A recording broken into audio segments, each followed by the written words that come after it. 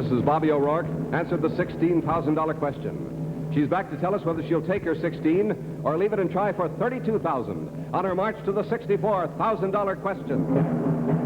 And last week, jet pilot on Sherlock Holmes, Captain Thomas O'Rourke, answered the $16,000 question. Tonight, he's back to tell us whether he'll take his 16 or leave it and try for $32,000 on his march to the $64,000 question. Revlon, the greatest name in cosmetics, presents the 1, 2, 4, 8, 16, 32, 64. Yes, the $64,000 question. If it's the finest of its kind in cosmetics, it's by Revlon. And later on in our show, we promise you an exciting new Revlon shade preview of the look that rocks the Riviera. And now, the star of our show, where knowledge is king and the reward king size, Hal March.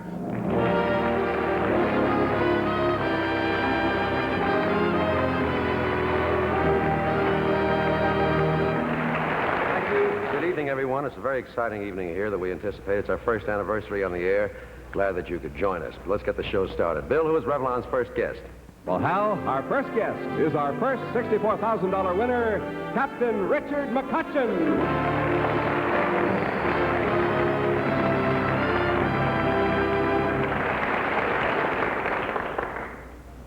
Good evening, Hal. Welcome to the show, Dick.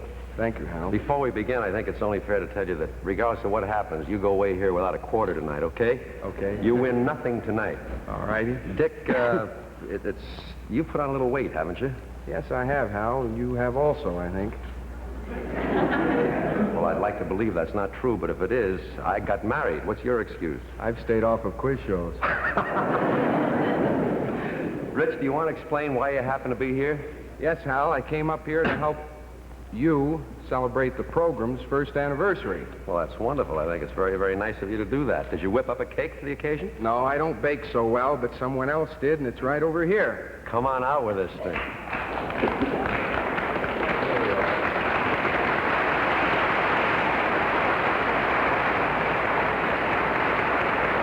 Thank you. Joyce Brothers, Billy Pearson. There's $256,000 represented here. There was. Well, yeah, Dick says there was. Well, it's wonderful to have you here. Oh, who's gonna blow out the candle in there? Gloria Lockerman is here. Gloria, come on out and blow out the candle.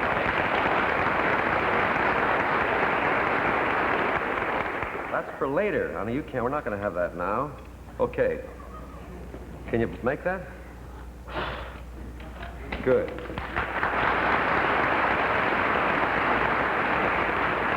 I know what you wish, but you can't come back on this show, Gloria. Who's going to cut the first slice? Dick? I will, Hal, if you'll allow me to. Oh. Careful. Oh, boy.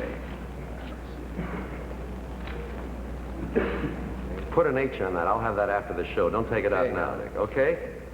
That's wonderful. Thank you very much. Now, if we'll all see each other after the show. Incidentally, after the show, the body of the show, ladies and gentlemen, you're going to meet again a great number of the people who were big winners in our show, so by all means, stick around. It's going to be wonderful seeing them all again. And Dick, Gloria, Billy, Joyce, and Mike will see you all after the show, too, okay? Thanks very much for bringing this cake out, Gloria.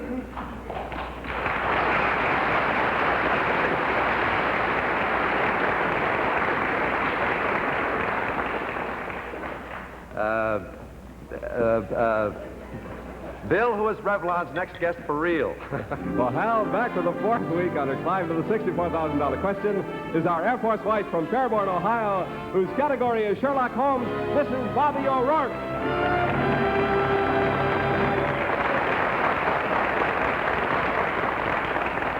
It must be true what they say, Bobby, because you look just beautiful. You're getting prettier every week. You know what my father would say? What? You've been kissing the Blarney Stone.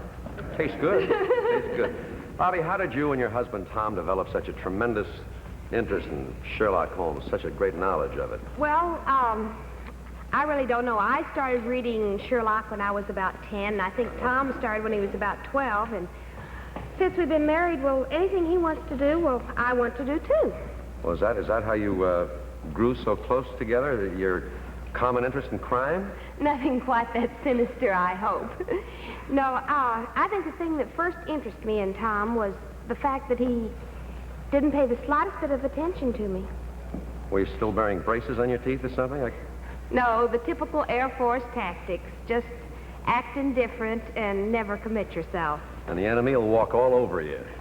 Doesn't work. It might have worked in your case. Anyway, we're going to find out what your decision is in just a moment, Bobby. But right now, I'd like to say this to you ladies. Don't say that I didn't warn you. So go, Rick, get ready, get set, because here comes Evelyn Patrick to take you out of this world and into a sensational new world of color. Evelyn?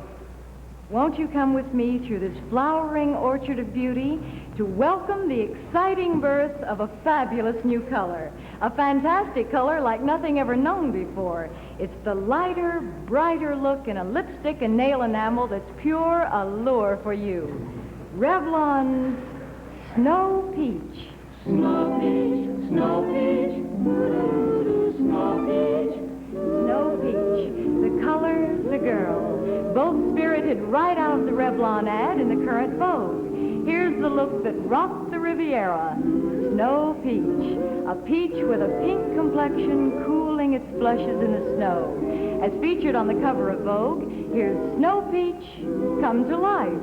Look how Snow Peach goes to her head with Mr. John's velvet bow topping. How Seal Chapman frames our Snow Peach princess in snow white file. And to add new summer brilliance, Vogue's choice for matching lips and fingertips. Snow Peach. A warm, delicious color flirting with cool, cool frost. Snow peach, snow peach, snow peach. Here is seen again and again in the pages of Vogue, sun-ripened, snow-dazzled Snow Peach lends its peach blush flattery to any frock you choose. Delicious with everything you wear, everywhere you go. Snow Peach, a soft, rosy peach with no more yellow in it than the sun provides. Terrific with your summer tan, makes your pale complexion look like peaches and cream. Snow peach, snow peach, snow peach. Snow Peach, a peach with a pink complexion cooling its blushes in the snow, puts its brilliant glint on you wherever you go. Yes, whether you tan to a golden brown or stay really fair, Revlon puts beauty within your reach with never before Snow Peach. Snow peach. Snow Peach. It's hot, it's cold, it's beautiful, it's bold. This powerhouse peach will make your summer. Girls, if I might suggest, you better reach for Snow Peach lipstick and matching nail enamel tomorrow. It's Revlon's greatest shade. Thank you.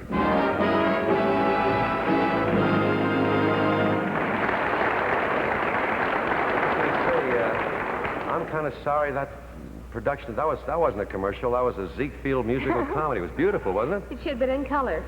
Yeah, it really was beautiful. Well, Bobby, I don't know why we're wasting time here when there's $32,000 involved. Let's state the facts.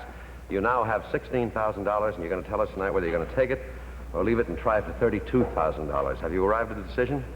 Well, Hal, my decision is the same as it was last week. Tom and I decided that whoever came out first would try. Uh-huh. And then if I lose, well, we'll stop. And if I don't lose, well, we won't stop. What you're saying is that right now I you're will going to go. go ahead for $32,000.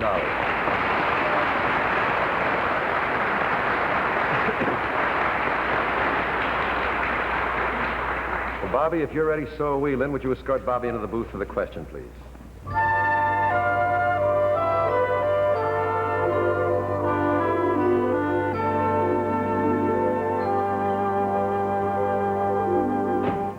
Okay, Bobby? Fine. Comfortable? A little warm. Well, let's hope that you're not in there too long. You ready for the question? Yes. May I have it, please? Thanks, Pen. Bobby, as you remember, I'll read the question once. I won't repeat it. You'll then have 30 seconds to determine your answer, okay? Here we are in the category of Sherlock Holmes. Concealment of identity under an alias is a feature of many of the adventures of Sherlock Holmes. For example, Hugh Boone, the beggar, proved to be the respectable Mr. Neville St. Clair in the case of the man with the twisted lip. For $32,000, I will give you 7 names. You give me the title of the story and give another name by which this character was ever known. Here are the names. First, Waldron. Next, Senora Victor Durando. Third, Henry Peters. Then, Jack McMurdo. Next, James Winter. Sixth, Vandeleur, the schoolmaster. And finally, James Armitage. You have 30 seconds to think over your answer. Good luck, Bobby.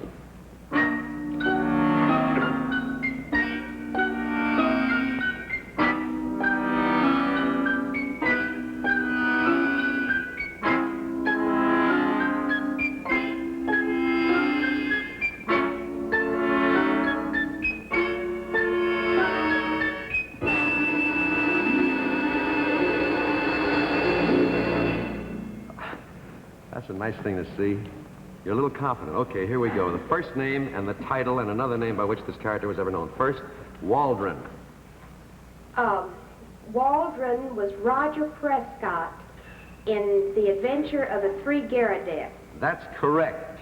The second, Senora Victor Durando.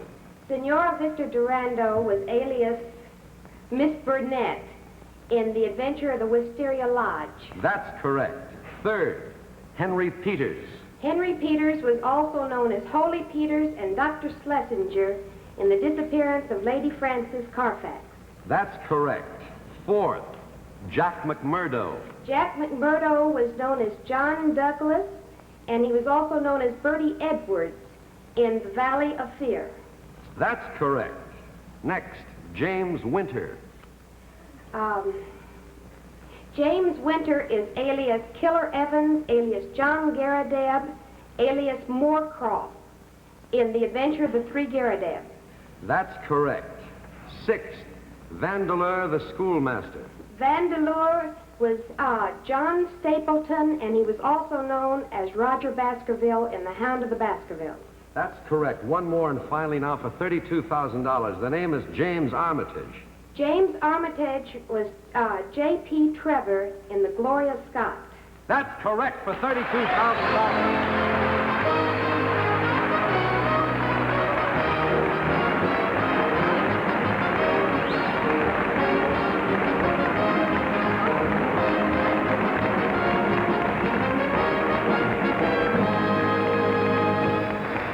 Oh, that's wonderful. You kind of felt a little confident there when I finished reading the 7th name, huh? Well, I was pretty sure that I knew them, but then I thought, well, I can't go blank now. We'd have waited until Thursday if you did. I'd have just stood there and waited. Well, I guess I know now what Captain is going to do, huh? Anyway, Bobby, you've just won $32,000. Your next question, as you know, is worth $64,000. We want you to go home for a week. I need it. Take over to your station, come back next week and tell us whether you're going to take the 32. If you decide to go for 64 next week, if you can find one who knows a little bit more than you, you're entitled to have in the booth with you another expert in the field of Sherlock Holmes, okay? Thank you, Hal. Congratulations on tonight, Bobby. We'll see you next week.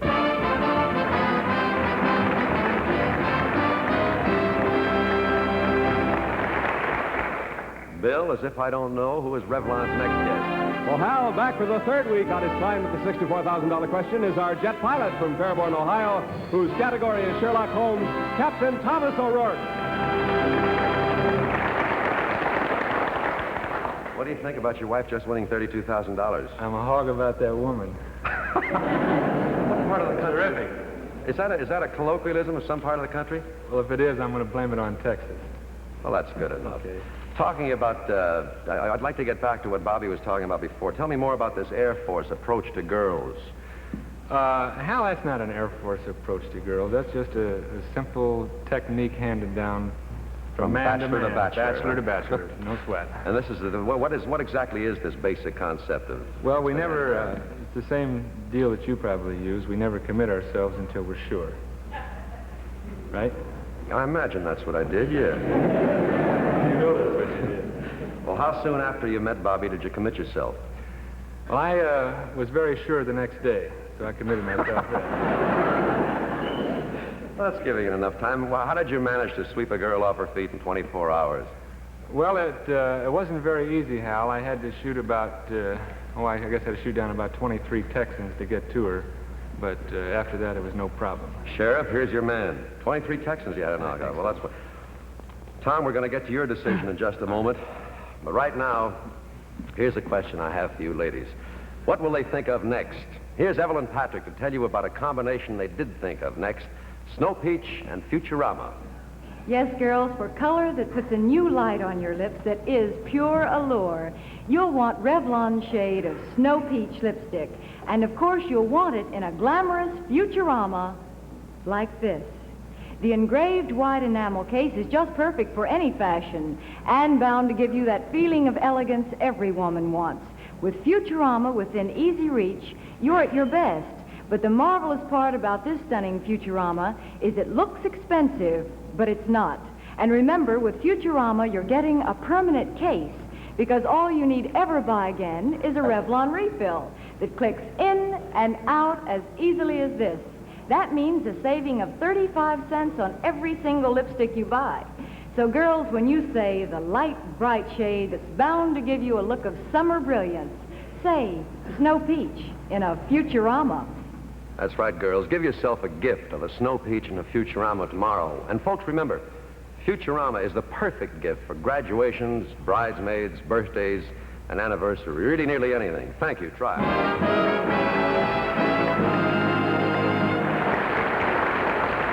Tom, as I indicated before, I have a feeling about what you're going to do, what with $32,000 in the family coffers up till now, but I think I'd better ask you, just for the sake of the record, have you arrived at a decision as to whether you're going to keep the $16,000 you now have or leave it and try for $32,000? I'm going to go for 32, Hal. That's short and sweet, $32,000. Tom, if you're ready to get into as Captain McCutcheon once phrased it, the pressure cooker, so are we. Lynn, would you escort the captain in, please?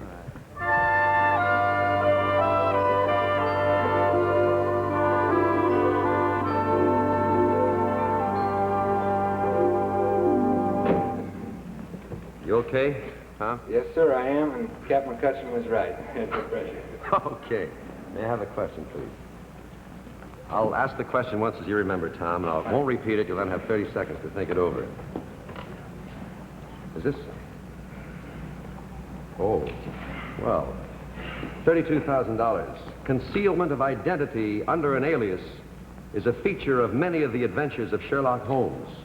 For example, Black Jack of Ballarat was the assumed name of John Turner in the Boscombe Valley mystery. For $32,000, I will give you 7 names. You give me the title of the story and give another name by which this character was ever known. Okay? Here are the names. First, Arthur Harry Pinner. Next, Sutton. Third, Mrs. Norlett. Then, Don Juan Murillo. Next, Hosmer Angel. Sixth, Sergius, the nihilist. I guess that's the correct pronunciation. Nihilist. Thank you. If you can ever tell me anything, feel free. The 7th part of this question, finally, is Mr. Cornelius. You have 30 seconds to determine your answer. Good luck, Tom.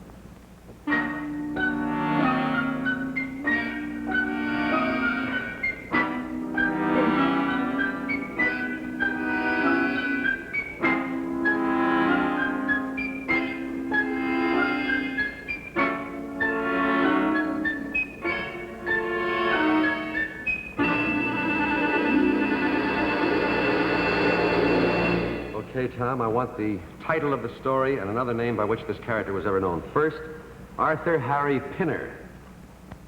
That is Beddington. You want the story now? Yes. Beddington in the Stockbroker's Clerk. That's correct.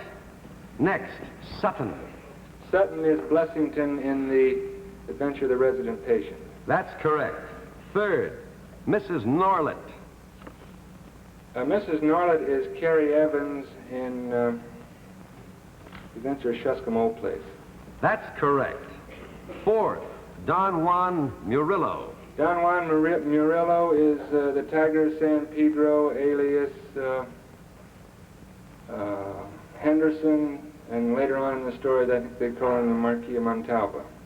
And the story? The story is Adventure of Wisteria Lodge. That's correct. Fifth, Hosmer Angel. Hosmer Angel is James Windybank in the case of identity. That's correct. Sixth, Sergius the Nihilist. This is warm. Sergius is Professor Coram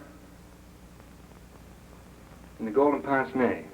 That's correct. One more now for $32,000, Tom. The name is Mr. Cornelius. Mr. Cornelius is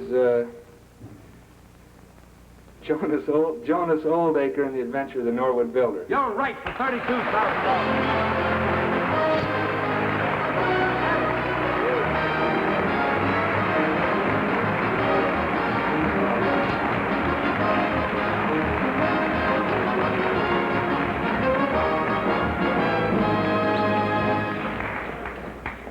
A funny thing. Who had the hardest question? This is the richest family on the block, you know, right? A funny thing happened as after I asked the question and stepped aside for Tom to think, I looked over at Bobby, who was standing over there, and I went like this. And she did this.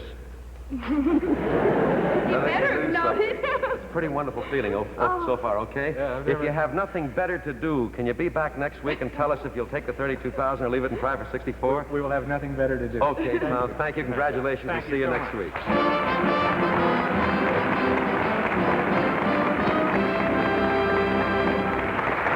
Bill, who is Revlon's next guest? Well, Hal, our next guest on the golden threshold of the $64,000 question is from Thule, Greenland, Peter Freuchen.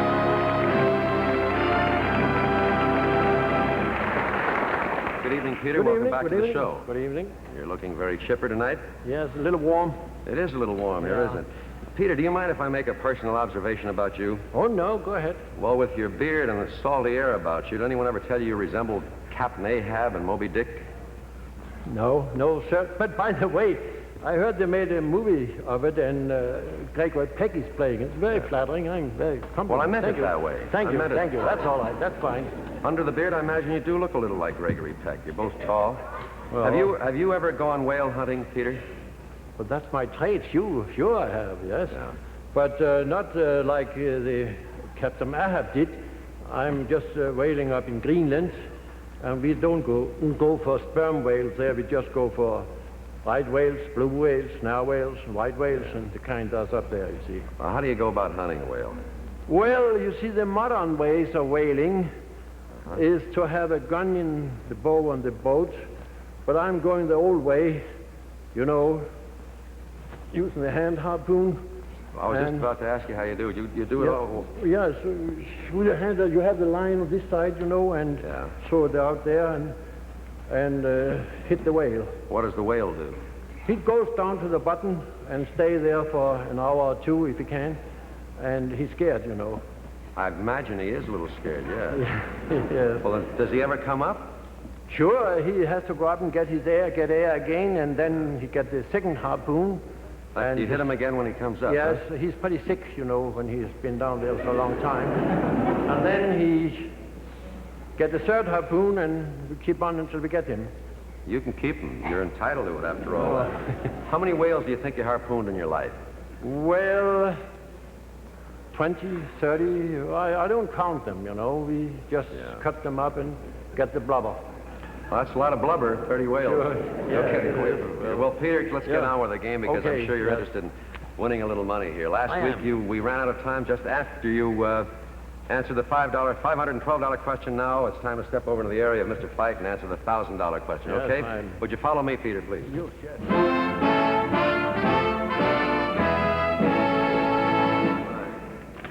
In the category of 7 C's, which covers many things, your question for $1,000. You ready for it? Yes.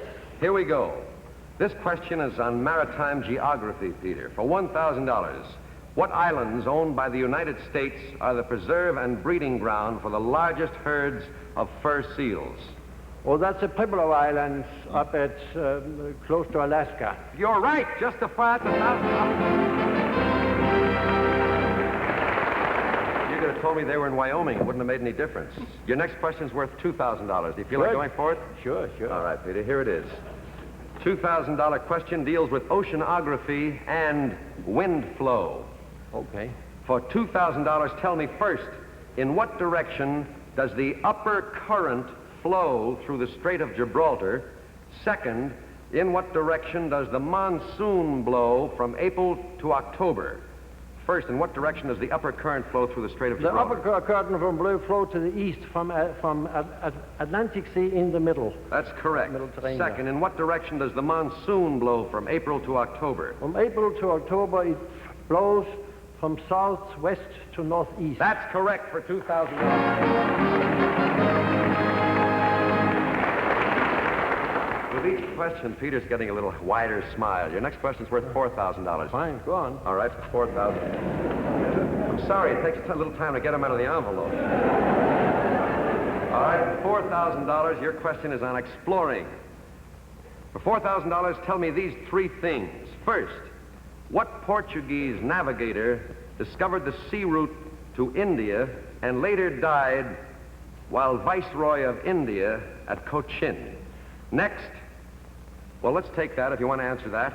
Well, that was Fernando, Vasco da Gama. That's correct. What's the name? Died 1521. That's not necessary. Oh, I didn't even know he was sick, to be honest with you. The next part of this question, what American sea captain first sighted Antarctica? Oh, that was Captain Palmer from Stonington. That's correct. Third, for $4,000, what is the full name and nationality of the man for whom the Barents Sea is named? That's B-A-R-E-N-T-S-C. That was the Dutch Captain Willem Barents. That's right, for $4,000.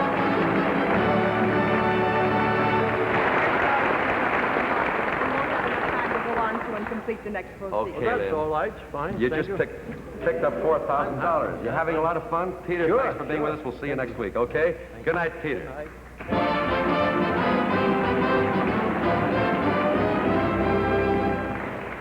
You know, ladies, no matter how often you use a greasy cream or scrub your face with soap, if you'll forgive my saying this, you still leave some dirt behind. So I'd suggest getting your skin thoroughly clean with Clean and clear, clean and clear, clean and clear. Any soap, any cream, any lotion cleanser can get your skin clean on the surface. But Clean and Clear is the only cationic cleanser. Cationic. That means it can reach deep down to attract makeup and grime from 5 cell layers of your skin. Ordinary cleansers reach only the top cell layer, but Clean and Clear reaches 5. Lifts out makeup and grime that other cleansers leave behind. Remember, dirt-free skin is healthy skin, and your skin looks its beautiful best when it's Clean and clear. good idea is to try Clean and Clear yourself tomorrow. You'll say, my face never felt so clean, my skin never looked so clear. Thank you. Ladies and gentlemen, before we close tonight, I'd like you now to once again look at some pretty wonderful people who have accumulated quite a fortune over the past year. I won't bother, there are too many of them to say hello to individually, so what do you say I walk by them and a just general congratulations and we'll share the year. Here they are. Here are some of the people. Ethne.